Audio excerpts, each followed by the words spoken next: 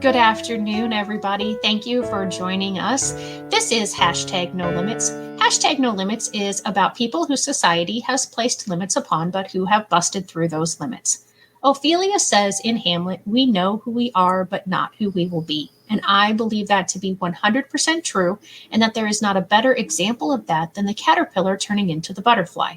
The caterpillar literally dissolves into its cells and then reforms into the butterfly. And as if that's not difficult enough, it then has to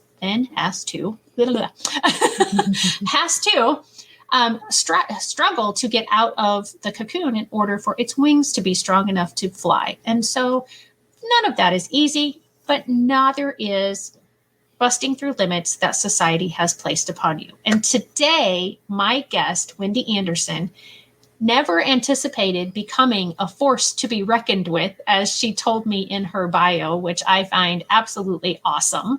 And I'm excited for her to share with you what exactly that means, and for me and you to get to know her better. She is a master IEP coach like myself, but this is the first time we've ever met in person, so to speak. And so I really don't know her, and I'm happy to share her with you all. So Wendy, thank you for joining me today. How are you?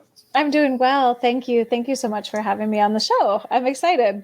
Yeah, I'm absolutely excited. I love doing the show. I was just telling someone a few minutes ago how much I have learned.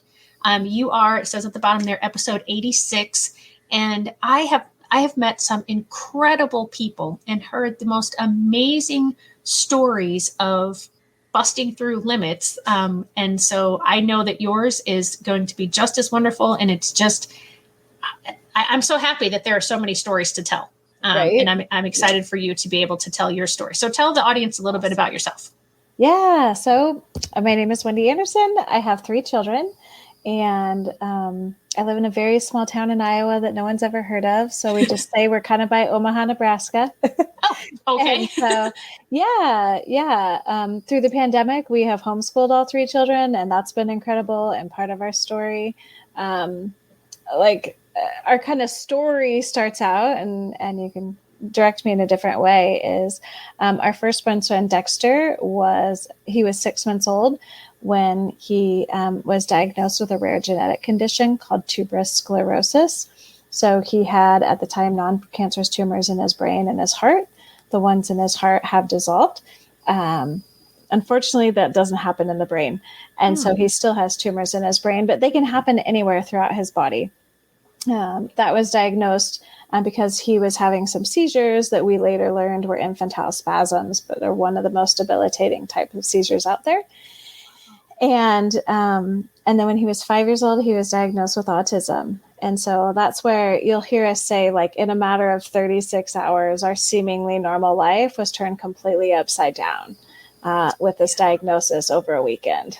So yeah. I bet. Since then, we also have 2 more children. So our middle daughter is Phoebe, and she'll be 9 this summer. And that's a whole nother story. She was just within the last year recently diagnosed with severe dyslexia. And so that was a process for us. And then we have a daughter, Brexley, who is 6. So I love their names. Oh, thank you. Thank you. Yeah, those are awesome names. Very unique. Are they family names at all? I'm just curious. Dexter, they all have, so Dexter Hall, his middle name is my maiden name. Okay. Phoebe is like a 3rd great grandmother's name, but she has my middle name. Okay. And then Brexley is a combination of my mother and my husband's mother's name. So Brexley Jean. Oh, I love that. Yeah. My daughter's name is Violet, and she's Violet Claire. And Violet is after my husband's great aunt, but the great aunt was like a grandmother to him. And then the middle name is a combination of my grandmother and my great grandmother. One was Clara and one was Claire. So, beautiful. Yeah. So just combining the two. That's fun. I love those unique names. And like you said, the grandmother's name, the Phoebe, kind of bringing some of those names, those older generation names back into present day. And, so hopefully she's not as ditzy as Phoebe was on Friends. That she's not. Although everybody loved Phoebe because she was quirky. So. Right.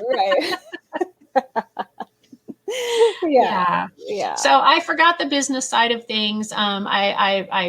I tend to, because I get so excited that I want to talk to my guests. So if you are watching with us live, give us a hashtag live and let us know where you're from. And if you're watching in the replay, give us a hashtag live or hashtag replay and where you're from.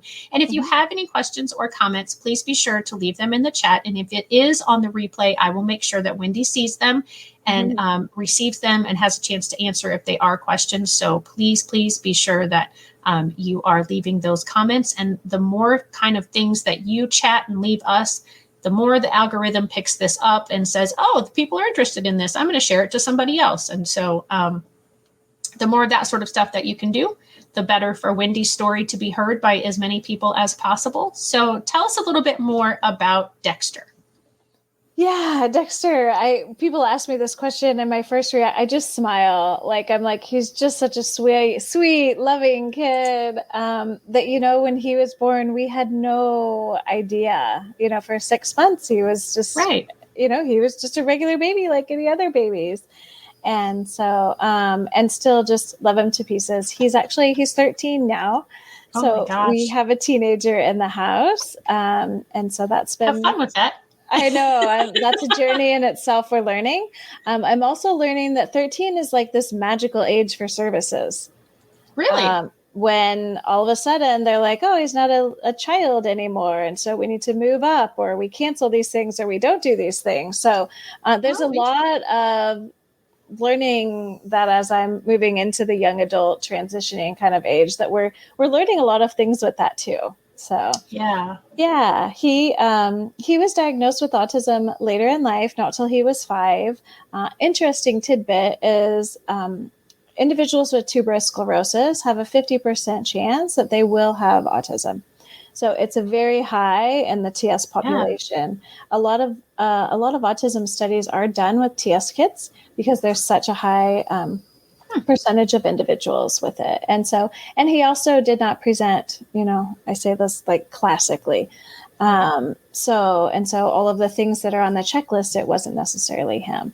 So we as a family were not surprised to get an autism diagnosis, as we were kind of anticipating it as we worked with his doctors. So after he was diagnosed, we went and sought out some of the best in the world for his care.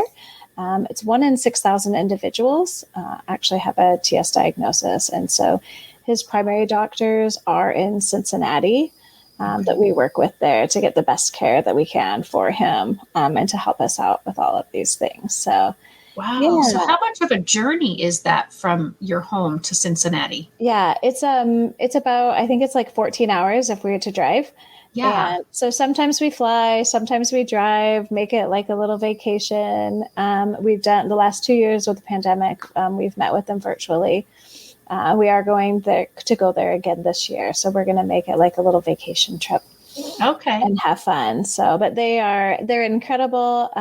That's part of what we really sought out to do, was to create an amazing team for us and for Dexter ultimately. And so our pediatricians, another neurologist here, his eye doctor, his dentist, like PT, OT, everybody, like we just have an incredible team. And that's where we started out with this, was like, we don't know everything. The internet can only teach us so much. Right. But that's where it's a great team. And when when he went into the school system, we're like, it's a team. And so that's really been an approach that we've taken with everything. And if someone's not a fit on the team, it's fine. It's okay. But we're going to go find somebody else to replace you. And so that's fantastic. Mm-hmm, mm-hmm. So I want to touch on that just really quickly. I feel like I'm really close to my screen today. Sorry. So when you say if somebody's not a good fit on your team, are you talking within like the school team? Are you talking within the medical field? Are you talking about both? And if it's within the school team, how do you go about asking for someone to be replaced? Yeah, it's a both and. Like if you're on our team, you're on our team. One of the first questions that we always ask if we're sitting down to have an IEP meeting or meet with the schools or meet with the physicians, and they know that we're going to ask this question over and over and over, is what is the best thing for Dexter? Is this the best thing for Dexter? And so we have had, he's in a great school system. There have been times where we have had individuals that just aren't a great fit for him. And we can tell that because he doesn't want to give them a time of day and he doesn't want to be around them, and or it's very contradictory to what we believe is best for our child and the services and things that we are. So it can be a challenge. And at the same time, I firmly believe that if someone's not a fit, like, don't keep trying to fit that round peg into a square hole, because it just creates tension and friction.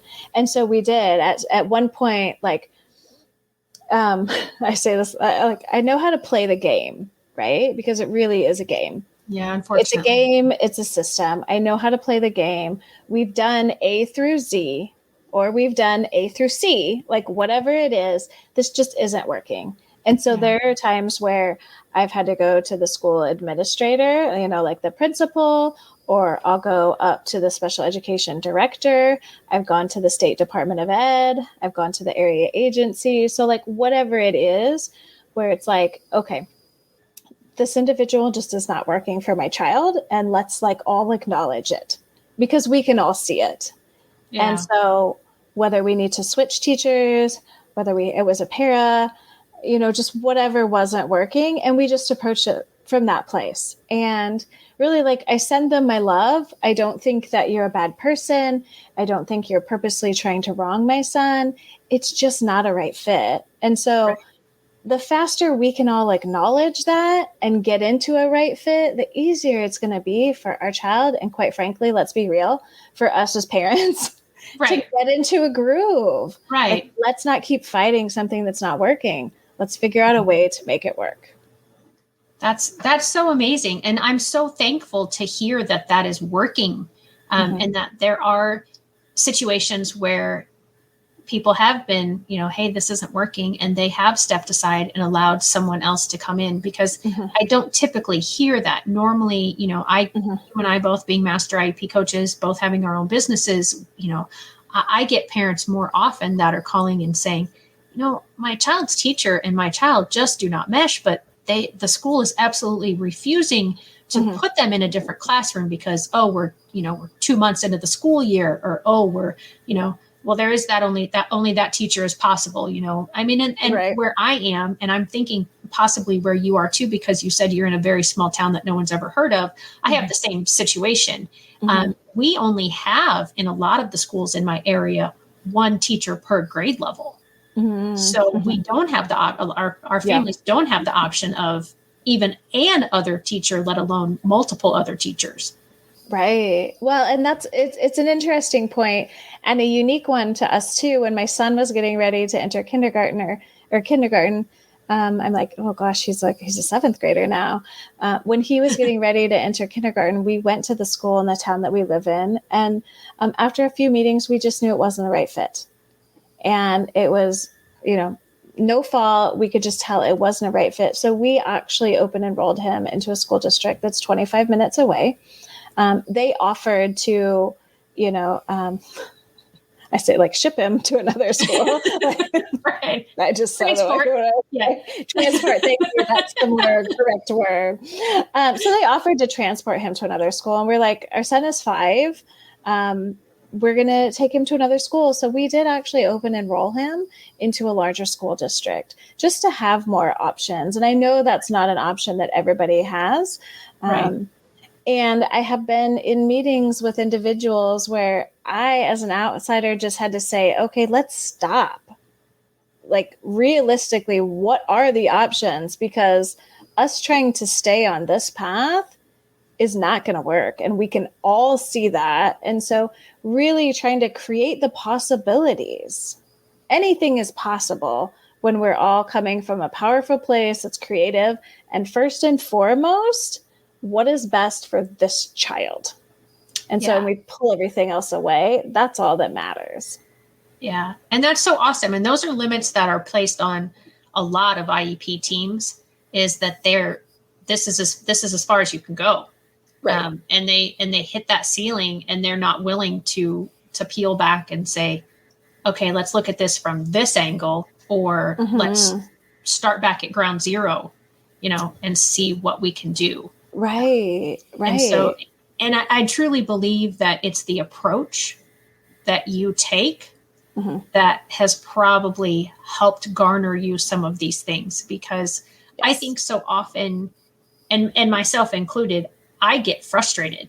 Like, why aren't you doing this? Why don't you just know to do this? And me as a former special education teacher dealt with teachers that I was frustrated with on a regular basis. And so I have a harder time being nice with my approach. And it's an area like, okay, I have to remember that the teachers aren't trained in a lot of things. And especially when you're talking about something, 1 in 6,000 people that has TS, there's no way that all the teachers have the training that they would need to know to help him with what he needs. Right. And so, yeah, I think coming at it with the look, we want to be collaborative. We want to be helpful. We know that you love what you do, but we also know that not everybody fits with everybody else.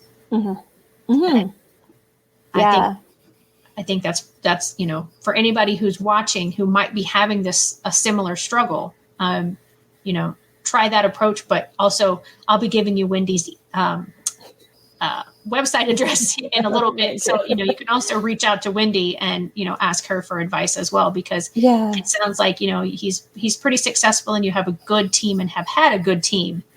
So you definitely have learned the right approach and how to play the game, as you said. Right. Well, and I honestly, I'm in all the Facebook groups, right? And I see the posts. It's like, oh, I got my IEP meeting. I'm getting my armor on.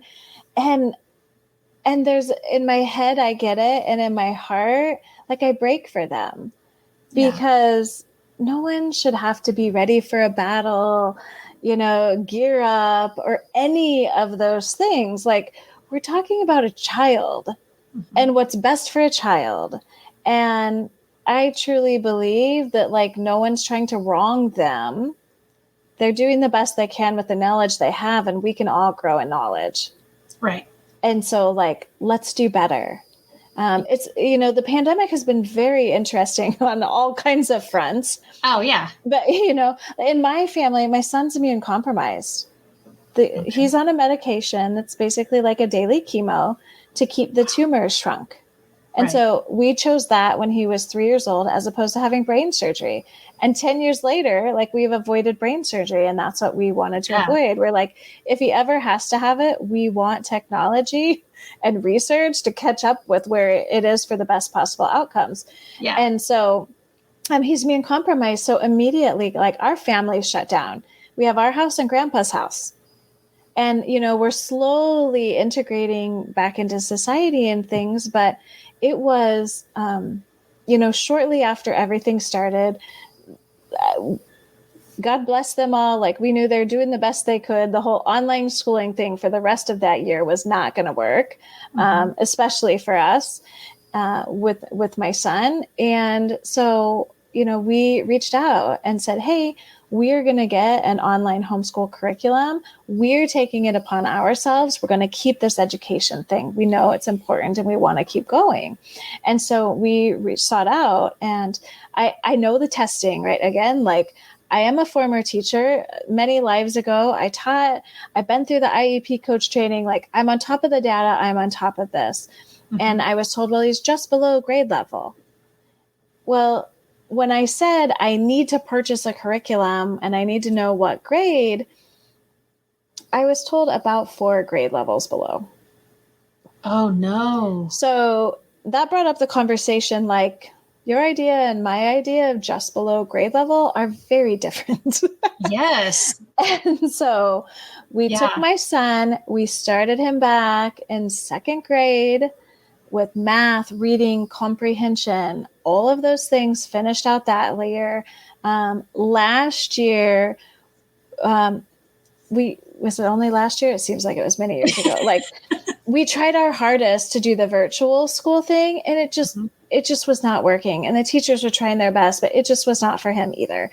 And so again, then we dual enrolled. School district was fantastic in working with us. He has social skills times throughout the week, and he has a special education teacher that he works with one-on-one to do math and one-on-one to do reading comprehension virtually. Wow. Online. So yeah, like we've been extremely blessed, and we started him at the curriculum level where it is.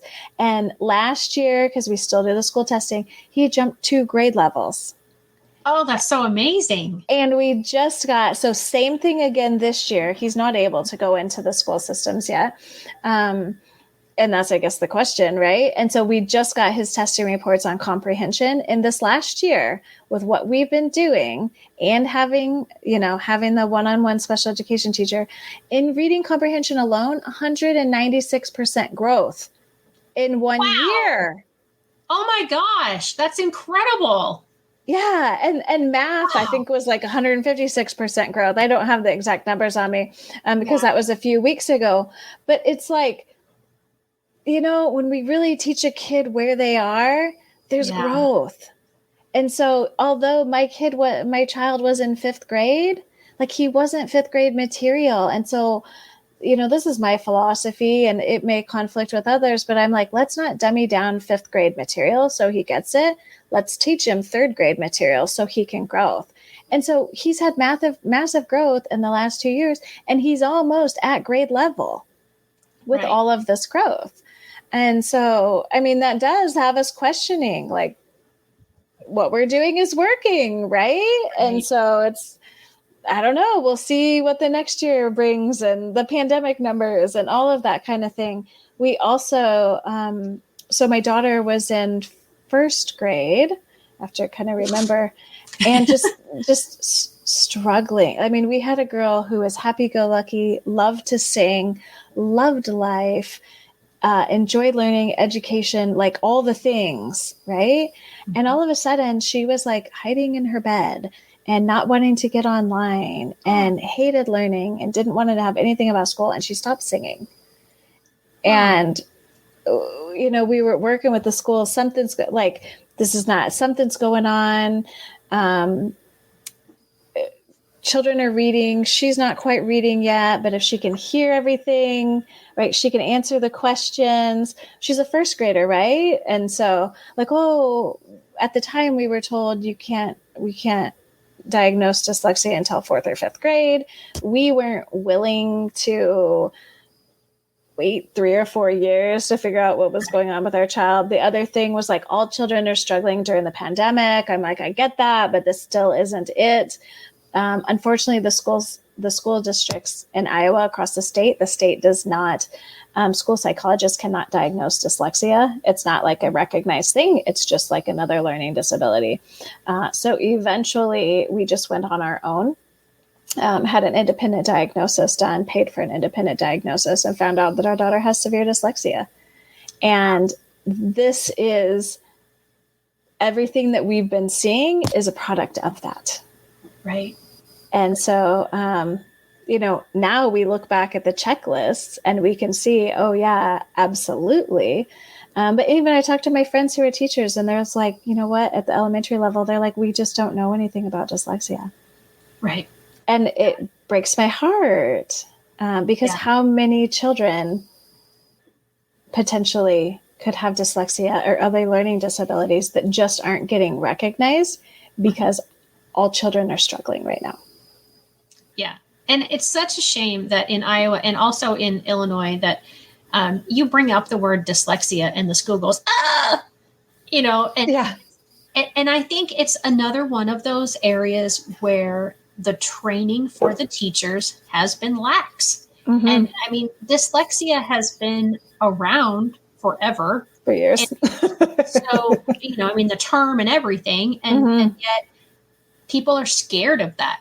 Right. They, and I'm not sure, but I think here in Illinois, it's the same as it is in Iowa, that a school psychologist cannot diagnose dyslexia. And so, and they don't even want to put that word on the IEP. Like, it's a specific learning disability eligibility because of dyslexia. Like, they don't even want to do that. No, they don't want to put the word on there because we went through the process. Yeah. And, again, it's when you were talking about Dexter and the amount of growth he had as a teacher myself, I'm thinking, yeah, that's because he had that one-on-one, that intense, direct, at his level for him instruction, which is truly how special education is supposed to be administered. That's the intent when the law was put into place, and yet we are nowhere close to that. Mm-mm. And it breaks my heart too, because I was in a small district, as I said, where I live. We have small districts, and so my caseloads, if I had 20, that was really high. But I know that there are people who have that times 2, right?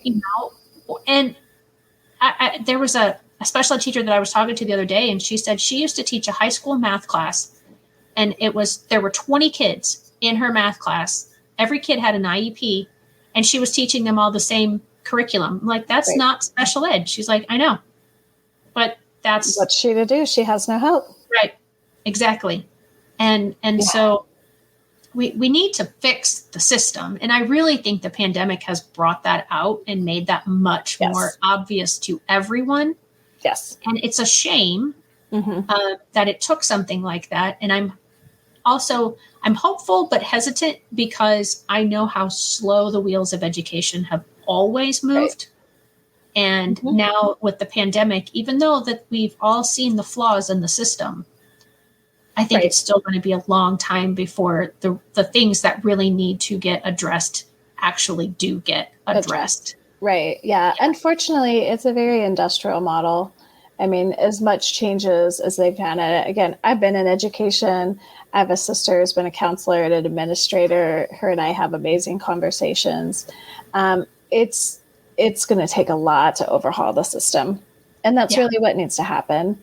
I do believe that people are out there doing the best they can with the knowledge they have.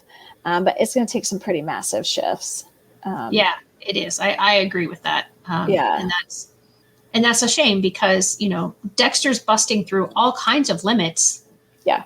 But it's not because of the school. It's almost in spite of the school.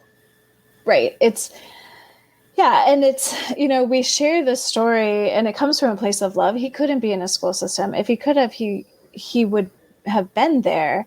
And we've learned at home. My husband's a stay-at-home dad, and so it was the two of us doing the education, finding the right systems, and my daughter, who here is, she's first grader who couldn't read, and we didn't know that. We discovered this because the online system that we were teaching her, that first year of homeschool curriculum, they actually got through 2 grade levels of material.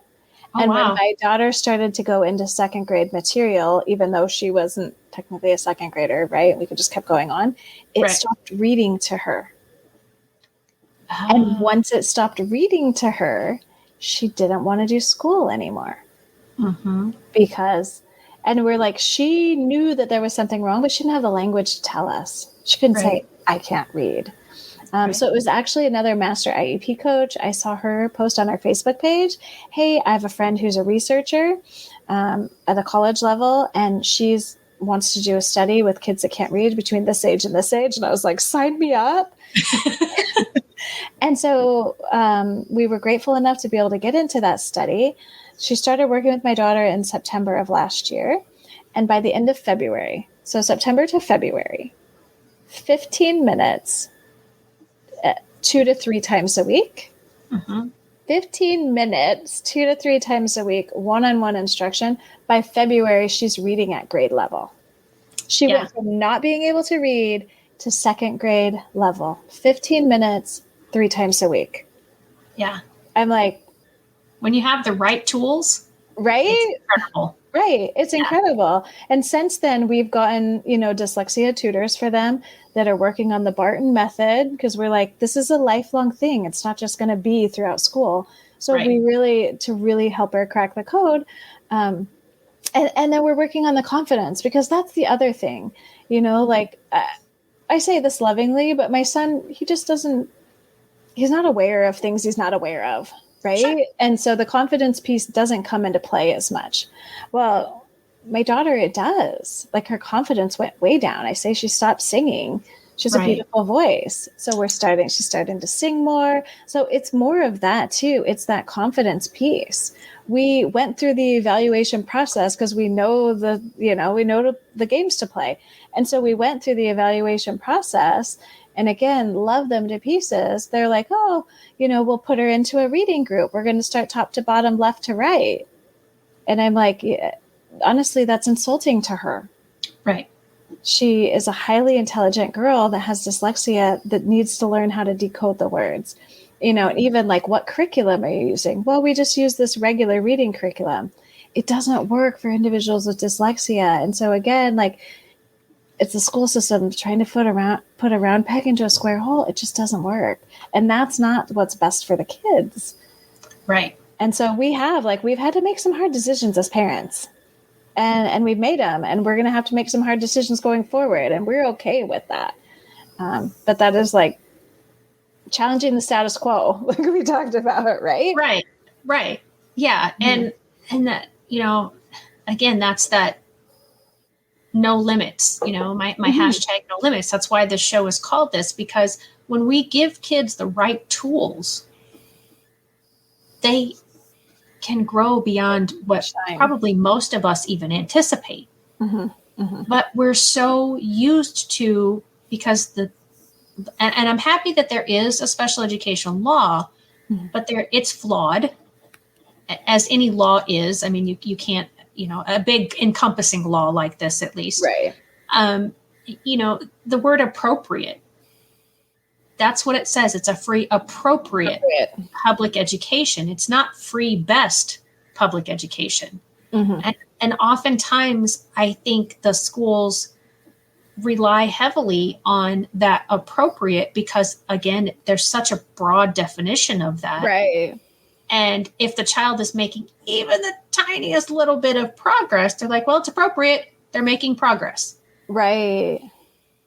Maybe. Yeah. But when you know that you could go from this teeny tiny bit that you couldn't even see my hand move to this, don't you want this? Yeah. I get that it costs money. I get that it, costs training time and all that sort of stuff. But we need to get better about thinking long term, mm-hmm. as in general, just as taxpayers. Because right. when we're not helping kids as much as they need it when they're younger, because of money, we're just pushing it off to another group. Yeah. Well, they forget that they grow up to become adults. Right. Exactly. Yeah. Right. Yeah. And then you get, these adults don't know how to do anything. They don't know how to self-motivate. They don't know how to, self-initiate. Right. Nobody taught them. Right. Yeah. Yeah. We just kept pushing them down the road. Mm-hmm. And so, when I do meet parents like yourself who can and do have, and you take the opportunities to push back a little bit or to mm-hmm. make those big changes, mm-hmm. that the open enrollment, like that's not even an option in my area. Oh, okay. Yeah. So, every little town is its own school district and they will not accept students from neighboring school districts. Yeah, we have a period where we can opt to open enroll. Now they can say no. Mm-hmm. And I do know the school districts right now are saying no to individuals who are on IEPs. We just happened to get in a time, however many, 8 years ago, right. when they were saying yes. So, and the money also follows them. So open enrollment is tied to money. Right. So they also get more funding, all of that kind of thing. But if it's not an option, it's a challenge. Mm-hmm. Yeah. So, so you mentioned the Barton method, and I wrote that down when I looked down earlier. That's what I was doing, was writing that down. Uh-huh. So, so you're using that who's using that? You said the special ed teacher, that 15 minutes a week. Or no, that's the dyslexia tutor. So the researcher that we got, she has her own method. She's designed her own method to teaching reading, and it is very effective. And I hope that it could become mainstream. So there are specific tutors. So Orton Gillingham is one of the approaches for individuals with dyslexia. It was like, I can navigate the autism world like crazy. no problem. But then you put me into the dyslexia world, and I went back to like fish out of water trying to figure Right. this out. And so I was starting all over again. So in the research and going to conferences, they had recommended, find a program that's an Orton Gillingham. It's proven to have success. And so one of those was the Barton method. We actually bought the first 3 levels of it because parents are able to teach it. And then, we know how well our children want to learn specifically just from us. So, right. Yeah. So we ended up hiring a tutor that she works with virtually twice a week, doing the Barton specific method that really teaches individuals with dyslexia how to decode what they're seeing, what they're going through for reading and writing. And so it's been going really well. That's so incredible. And so for anybody who is just tuning in, Wendy has shared with us that she has 3 children, Dexter, Phoebe, and Brexley, and that Dexter has autism, Phoebe has dyslexia, and we haven't gotten to Brexley yet. But she has been talking on how, the different ways that she has been able to help both of her children so far that we've spoken about, bust through limits of, having the stigma of autism and having the social issues of now being able to be out and well, not be out because of the pandemic, but but yeah, get that help, be back up almost to grade level. And then as well for your daughter with the dyslexia and finding the Orton Gillingham and the Barton method.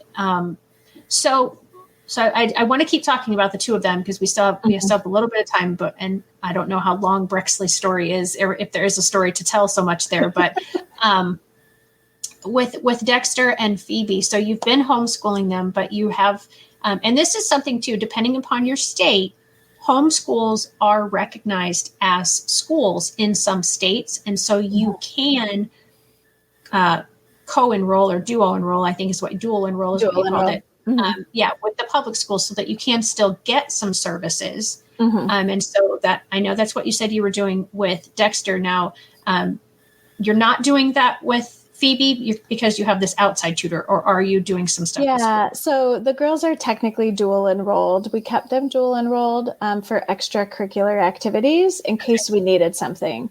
And it did come up, in the process of her dyslexia diagnosis. We did go through the testing process. She did qualify for an IEP. We went through that with the school system, and then based upon the fact with just a very limited knowledge of dyslexia, it's, she was going to be worked with like any other learning disability. And we just knew in our hearts and in our gut, we could just feel it that this wasn't the right thing. So we did decline services, and that's when we went out and sought the outside tutors for her. Unfortunately, it is out of our pocket. We inquired, and in order for the school system to have to pay for it, she's going to have to fail 3 or 4 other different things. And as a parent, we aren't willing to let her fail that many times because quite frankly, the knock on her self-confidence is what the challenge is, and the mental health. Yeah. And so we did decline services with them. So she does not have any, she does not work with anybody within the school system. If we need them, for anything, we have that available. Yeah. And our Brexley, our youngest, she's a kindergartner. And so she hasn't had the school experience. And so she thinks that she wants it, and that's fine at some point. She does not have any diagnosed disabilities, learning disabilities, although I'm known to text my friend who is a kindergarten teacher and be like, do all kindergartners do 2-digit math in their heads? She's like, no. I'm like, okay, just checking. So she has her own unique abilities too, and so it's been really fun just to experience life with them. And they're all 3 such amazing kids with just their own unique abilities. And it's like they all came from the same two people, really. It's like, wow. But yeah, so it's a lot of fun and unique, and we're starting the conversations and opening it up to us, really due to the confidence knock that has happened with our daughter. She does not want to go into a public school system or a school system at all. And so we're in consideration of really what does schooling look like for our children going forward. We happen to enjoy homeschooling. I know some people are like, no way, I could never do that. And so you just have to look at what works for each of you. We're able to do it and mesh our work and our businesses together. And so it works for our family. Will we continue to do it going forward? We'll just be curious about it, because we really, I want our kids to have a love for learning and enjoy learning. And unfortunately, sometimes as they get older, like that interest, that excitement kind of gets pushed out of them because of an industrial system. Right. And so it's like, what can we do as parents? What resources can we find? There are some other kind of little more private schools that we might look into, and different things. We know that not everything is going to be a fit for our son, and that's okay. And so it's just really customizing what is going to work for him for the best. Yeah. And that's so important that what you just said about, that not everything is the right fit for him and what's best for him, and understanding that and recognizing that and honoring that to be real. Right. A lot of times I hear things like, well, it's not the best, but it's all we can do. And I understand that statement. Get it. Right. 100%. Yeah, absolutely. I would never tell someone, oh, well, come on, you can do better than that. Right. Right. Everyone's doing the best they can. Yeah, exactly. Absolutely. So I've just popped up your website here. And so tell us about what you do, why you have this website, and how you became that force to be reckoned with, as I mentioned, and you mentioned in your bio. Yeah, thank you. So Wendy Andersen presents, and really is, we call it Redefining Normal. I love to speak. I love to train. I love to be an advocate. And so it's really me going out there, speaking to parents, speaking to school systems. I'm in the process of really working to get in to speak into more governmental agencies and things where we can really create the change. And so getting out there, speaking, doing trainings and teaching individuals about disabilities. So people will say, well, are you in the autism world? I'm like, for me, it's about everything. And whether you call it disabilities, special needs, abilities, like it's all encompassing wherever we are. But I do truly believe that there needs to be more awareness and there needs to be more acceptance. I know that can be kind of controversial in the world too, but I'm like, if people don't know more, how can they do better? Right. And so if I can get out there, talk to the parents about redefining normal, it all started because that was our journey. Like we redefined normal, because when you have a child diagnosed with a rare genetic disorder, like there aren't many boxes that you fit into. Right. And exactly. So that was it. So we really came into like redefining normal for us, and our family is normal.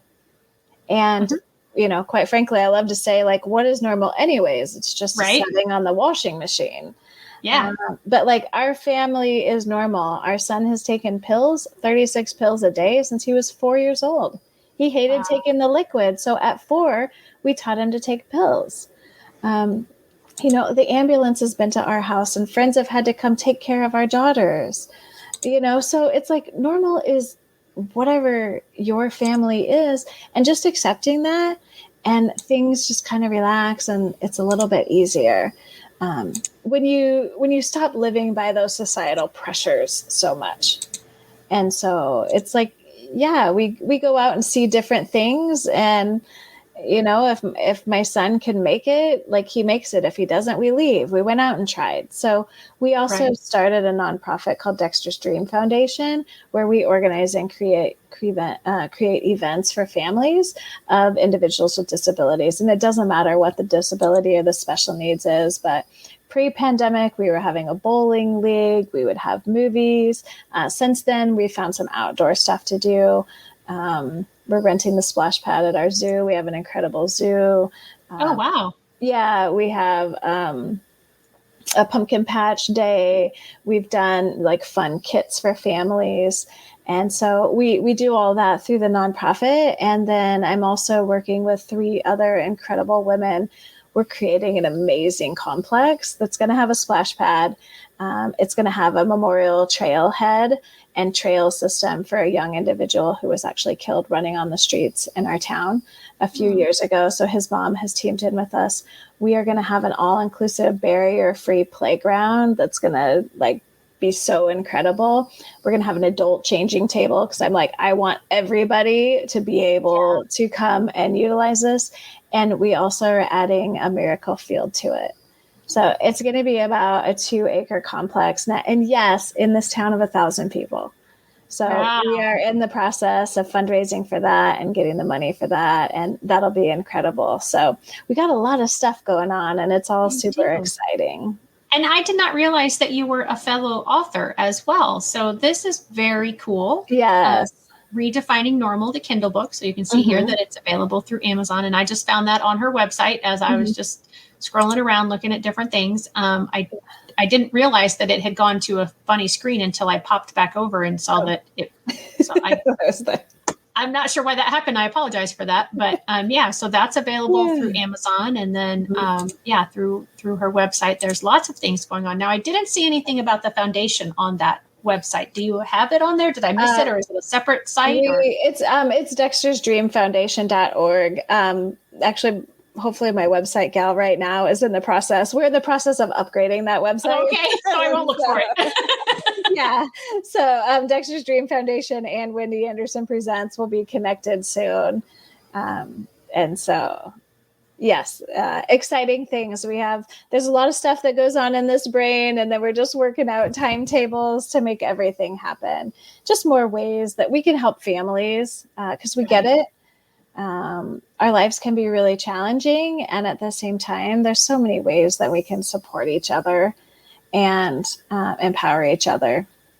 Yeah, absolutely. Well, I had no idea that all that other stuff was going on in your life. I do have a question for you, though. You said you were talking about having a miracle field.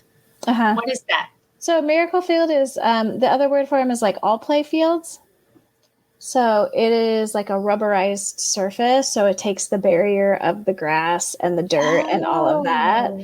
There's a whole league of miracle leagues. There is one in Omaha that my son participates in. And and so like our goal with this is we want to be able to, we'll have bocce ball courts. Like we want to be able to have Special Olympics events out here.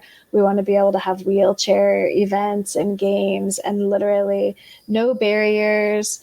Like anything that we can possibly think of, from the fact that we're having some metal slides so we don't have all plastic slides for individuals with cochlear implants. To not get the shock in their ears. Like we are trying to think of as many possible things that we can just to eliminate all the barriers. Everything will be fenced in. Our trail system is actually going to have, along the outside of the trail, it's going to be a glow in the dark material. So our trail will be lined glow in the dark. On one side of it, we'll also have kind of like not a rope, but like a rope material. So if individual might be blind or low sight, they can actually follow the trail around by holding on to that. So. Wow. Yeah. That is amazing. That is so cool. Congratulations. Yeah. Thank you for doing all of that. That sounds very similar on a smaller scale, but very similar to what's happening in the St. Louis, Missouri area. There's a push to build a all-inclusive theme park, and it's called Spirit of Discovery Park. And once it gets going, it will be only the second one in the world. The first one is Megan's Wonderland. Morgan's. I want to go there. Yeah. Well, hopefully this one in St. Louis will be up soon, and that'll be closer because it's being based similarly to that one in San Antonio, but I mean different things because in the Midwest we have different weather conditions. We have to tend with than they have to and down in San Antonio. So I actually had the person who has founded this, Jamie Van. She was on #NoLimits last year sometime and was talking about it. And it's called Spirited Discovery Park, and they have a website up already. But that's I think they have 40 acres that they try to purchase. So it's a little bit bigger than what you're doing. But what you're doing is very similar as far as thinking about all of the different individuals who could use it and how they could use it and how they can access it. And Jamie, on the large scale version, I've come to become she and I are good friends now, and it's just been amazing all the things that and it sounds like you're doing the same thing, thinking about all those. Okay, well, if somebody with this comes out, we want them to be able to participate. So what do they need in order to be able to participate? And the education piece that you mentioned earlier is one of the reasons that I do this show, but it's also it's so important because people still don't understand the limitations, even for that sort of a thing. You know, getting somewhere in your wheelchair. The ground is a barrier. It's a barrier, absolutely. Even for my son, he's mobile, he walks,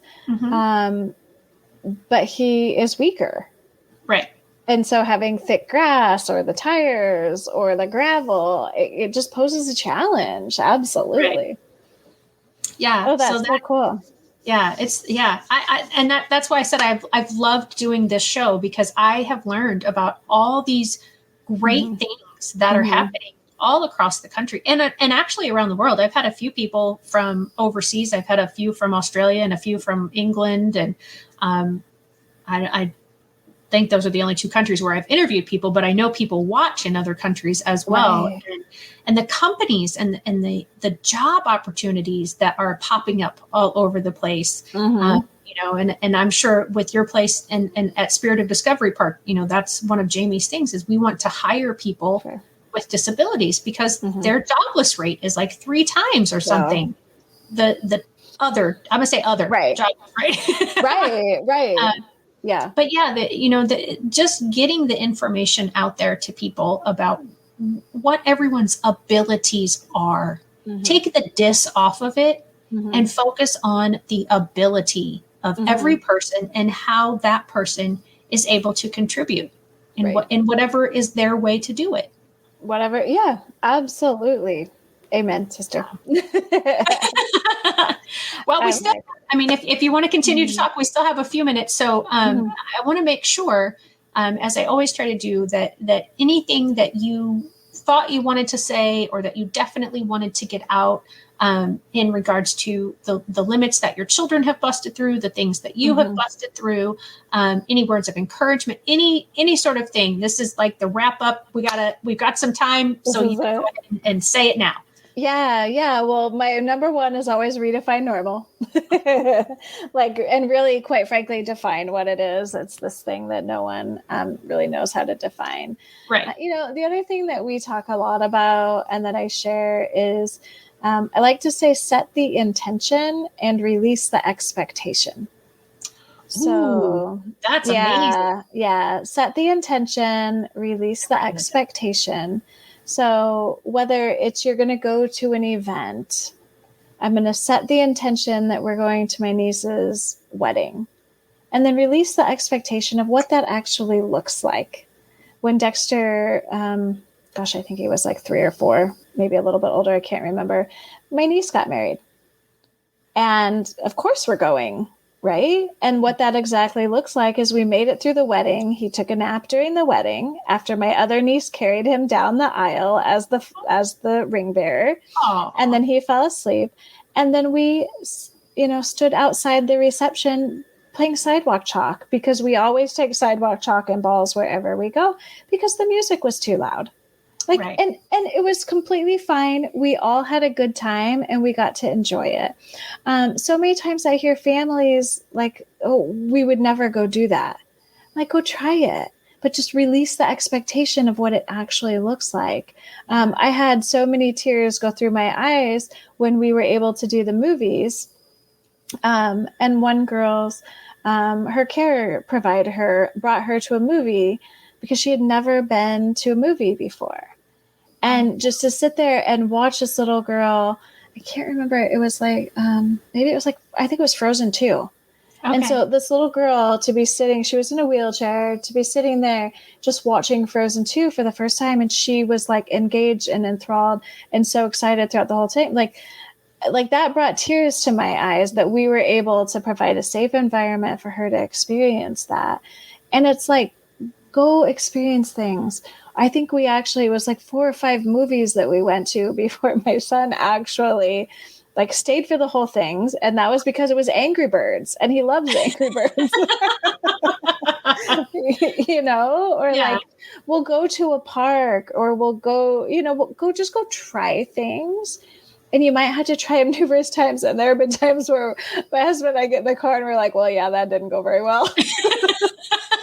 Yep, scratch that off. That doesn't work. Yeah. So it's like, okay, so if it's something that we really want to do as a family, okay, what should we try next time? Okay, well, let's actually bring headphones and maybe bring a stuffy or a squishy or something for him to have. You know, so it's like, just be creative, be open and curious, and that things are going to go exactly the way they go. And it's not always the way we planned.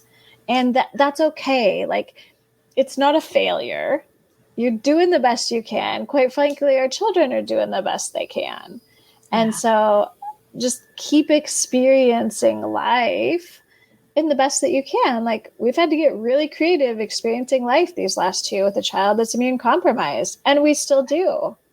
I know that a lot of people like are like, oh, COVID's over kind of thing. Well, when you have someone who's immune compromised, it's not so much over. Right. And, you know, we have to think about these things. So, but yeah, just keep experiencing life. If it's the school system or the medical system, like we talked about at the beginning, it really is like, is this what's best for my child? And I asked that question over and over. And there have been times where I would say, if he was your child, would you be saying the same thing? That's a good question. And you know, they have to stop and think. And that's really what we want people to do is like, I want you to have to think about your answers to me and not just, this isn't just something that you tell every child that walks in your door. Right. So, yeah. Oh, so many good nuggets here. It does truly make a difference when it is their own child. And, you know, it's a shame that our human nature is that way, that, you know, so many people don't change their way of thinking until they're forced to. Right. Because now they're in that situation.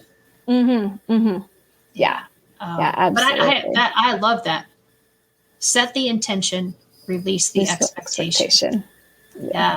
That is incredible. And absolutely, you know, talking about that, I was discussing with a client earlier, they had to take their child to a funeral. And I said, you know, you've got to talk ahead of time. Like, okay, this is what it's going to be like. And this is what might happen. And, you know, this is how we respond. And I said, and don't tell them, don't do this. Don't do this. Tell them exactly what you want them to do. 10,000%. Yeah. And go from there. Well, thank you, Wendy, for being my guest today. I have so much enjoyed getting to know you and learning about your family and all the fantastic things that you were doing. I truly had zero idea of all of that stuff. Hopefully you guys have been watching the scroll down at the bottom. Next week is on Tuesday, but it's at 11:30 instead of 1:00. So that's a different time. And then the following week is on a different day, but at the same time. Next week is with Stephanie DeLussy, Mrs. D's Corner, and the following week is on Monday, which is actually Memorial Day. So I know a lot of people are going to be, you know, having picnics and enjoying the day off. But stop at 1:00 and join me because I will be interviewing Temple Grandin. And for anybody who is familiar with autism, you've probably heard that name. And anybody who actually is in the farming business and has to do with cattle, you're likely to have heard her name as well. So this will be your opportunity. She doesn't do many live one-on-one interviews, so you can ask her questions. She will be able to answer the burning question that you've always wanted to know from Temple Grandin. So be sure to tune in Monday, May 30th at 1 o'clock to see Temple, and Tuesday, 11:30, May 24th, with Stephanie DeLussy. Again, Wendy, thank you so much. And anybody who's watching, make sure you leave us a hashtag replay and any comments, and I will be sure to get them to Wendy. Thank you. Thank you. Bye-bye. Hey, parents and teachers, are you tired of IEP meetings that feel like a battle? Let's put an end to the tension and create a collaborative, calm, and respectful environment together. Shelley Keno, your go-to IEP consultant, can transform your meetings into positive and productive experiences. With Shelley Keno, your child is her top priority, your voice is heard, and you become confident. Shelley Keno is making the world better for all, one IEP at a time.